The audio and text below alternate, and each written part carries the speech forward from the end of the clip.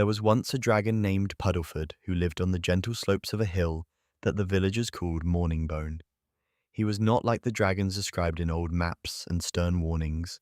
Puddleford breathed not fury, but a soft bluish mist when he laughed. He hoarded not gold, but neatly folded garments, and above all else he loved pajamas.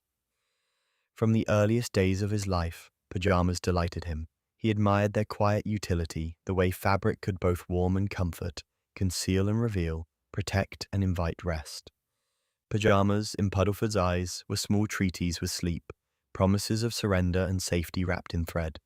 He kept a collection behind the hearthstones of his cave, arranged by stripe, by button, and by the faintest sense of lavender or fresh wheat. To him, each pair was a companion with its own story. The villagers were not quite sure how to feel about this dragon. They were used to dragons as calamities in their stories. Puddleford disrupting their day with a sudden demand for sheep would have been predictable.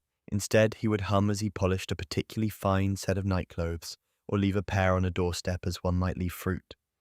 Some mornings, snug infants would be discovered with a tiny dragon-sized cap still clutched in a fist. And yet, their caution persisted. A dragon's affection could change with the wind, and so the village kept its distance while marveling in secret.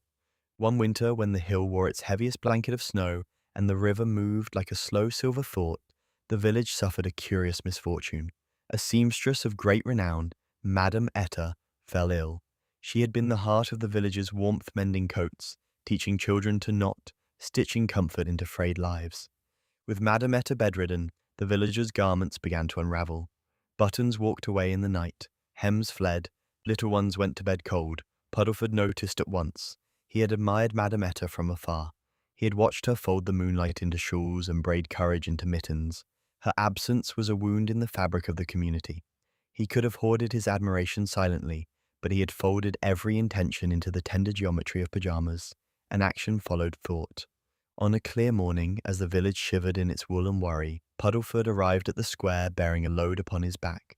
He had visited the forest of whispering pines, where he had, in secret, learned the art of stitching from retired seamstresses who took pity on a dragon with a soft heart. He brought bolts of cloth, threads in every color, and a patient determination. The villagers gathered, mouths open, fear and hope braided together. Puddleford worked with the steady rhythm of someone who truly loved his craft. His claws, careful and precise, made neat stitches. His breath, warmed and steady, ironed creases with gentle puffs. He tended to children's trousers and elders' collars with equal reverence. When he finished, he did not ask for thanks. He simply arranged the garments in the square, as if laying out a gentle invitation. The village awoke that evening to find their world patched back together. Madame Etta recovered a few weeks later, and there was, of course, much conversation about how the garments had been mended. When the secret of Puddleford's labor emerged, the villagers were forced to revise their understanding of him. They had feared a dragon. They discovered a neighbor.